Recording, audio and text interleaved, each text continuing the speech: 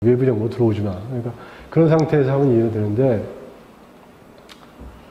그러니까 이제 그 판문점 도끼 만행 사건 때 죽은 미국 대위 이름이 보나파스테일 거예요. 그래서 그 판문점에 들어가면 캠프 보나파스가 있어요. 보나파스 대위하고 그 다른 한 사람이 더 죽었는데, 그래서 그 캠프 보나파스 항상 지나가게 돼 있는데, 거기 지나갈 때마다 이제 그런 생각이 나죠.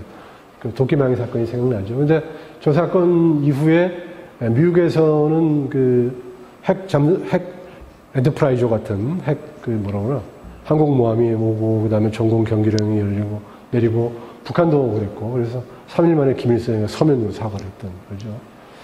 근데 하여튼에 이런 것들이 있었지만 60년대 말 70년대 전반적인 대탕트 분위기, 남북관계 개선 움직임과 함께 북한의 대미정책도 바뀝니다.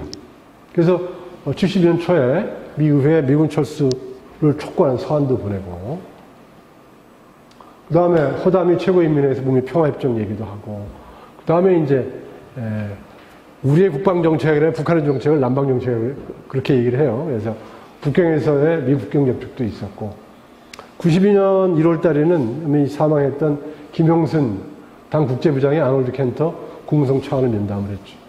근데 그때까지만 해도 우리가 대북정책에서 통일봉남에 대해서 항상 미국 간의 관계를 우리가 통제할 때라, 당초 미국에서 아놀드 켄터가 김형순이 아닌 다른 사람을 만나기로 했대요. 내가 이제 정세현 장관 얘기를 들으니까, 정세현 장관이 이제 통일부 장관 하셨고, 또 장관 차관도 하셨고, 우리 이제 굉장히 우리한테 지금도 조언을 많이 해주시는데,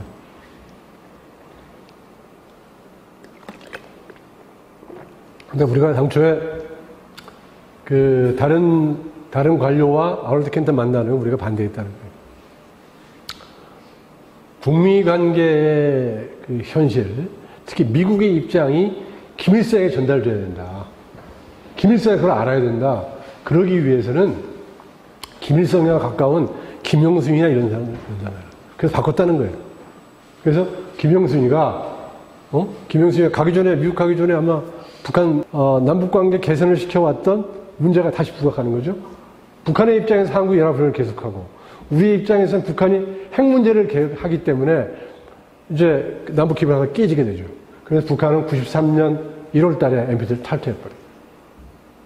그래서 93년 3월부터 북미 간 접촉이 되고, 그래서 저거는 통일봉남 이걸 떠나서 북한과 대화하려면 한국을 거쳐라. 그게 아니고 대화해 무조건. 다른 문제는 한국과 미국이, 남한과 북한이, 핵 문제는 미국과 북한이 된 거예요. 그래서 1993년 3월부터 미국과 북한은 무제한 우리 정부의 통제를 가지고 대화를 해요. 우리 정부는 권하죠. 현재까지도 마찬가지죠. 우리 정부도 그러잖아요. 북한과 대화해라. 대화 통해서 해결해라.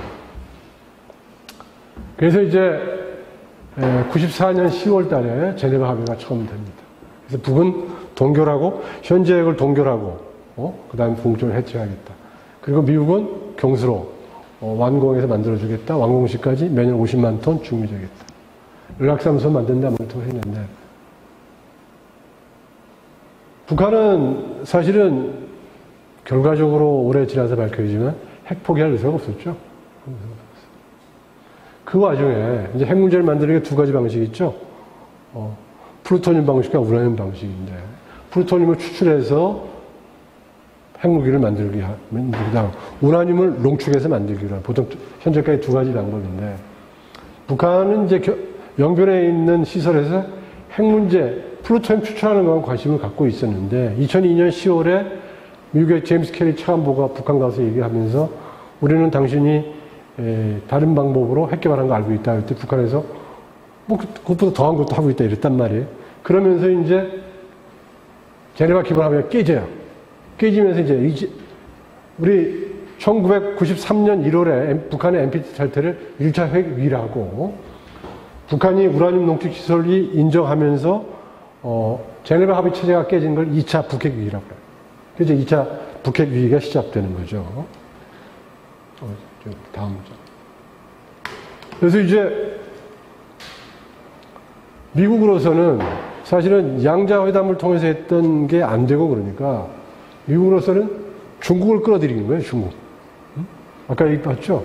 한반도와의 국경의 99%를 중국이 하고 있고, 중국은 북한에 영향력이 많으니까, 뭐, 역사적으로, 그 다음에 뭐, 정치적으로, 그 다음에 물리적으로 해서. 그래서 육자회담에 주변 4강과 남북한이 들어간 육자회담이 시작된 거예요. 제네바 기본 합의가 깨지고 육자회담이 돼요. 육자회담 체제도 2008년 12월까지 되죠. 그 중에 이제 2005년 9.1 공동성명에서 북한 핵무기 폐기한다. 그 다음에 유관국은 경제에너지 지원한다. 그 다음에 관계 정상화, 평화체제 한다. 뭐 이렇게 나왔는데.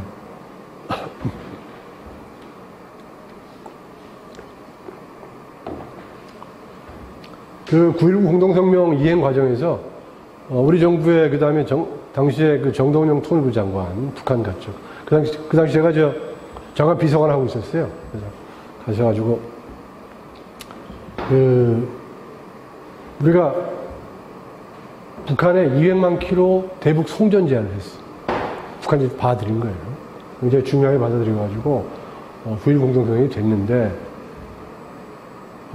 이제 또 저 미국 내부적인 문제로 안 돼요.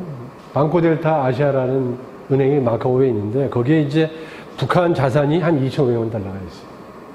근데 북한 생돈이 한 2,500만 달러면 북한이 큰 돈이죠. 굉장히 큰 돈이란 말이에요. 뭐 김일성 일가의 뭐 생필품을 사는 돈일 수도 있고 정치적 자금일 수도 있는데 9.19 공동성명이 사인된 날 미국의 재무부에서 북한 마카오에 있는 BDA에 있는 북한도 2,500만 달러를 묶어버렸어. 북한이 화가 나. 응? 그래서 이제 9.19 공동성명이 이행이 안 되는 거예요. 그래서 그 이행을 위해서 2007년 2.13 합의 2007년 10월 13일에 만들었어. 근데 다 깨졌죠. 그 와중에 북한은 육자회담 아주 2005년에 우리는 핵무기를 갖고 있다. 육자회담 아주에 제네바 기본 합의는 93년 10월 됐죠. 그 깨지고 육자회담 하는 후에 우리는 핵무기를 갖고 있다. 2005년 1월 달에. 그리고 육자회담 중간에 2006년 10월에 1차 핵실험 해야 돼요.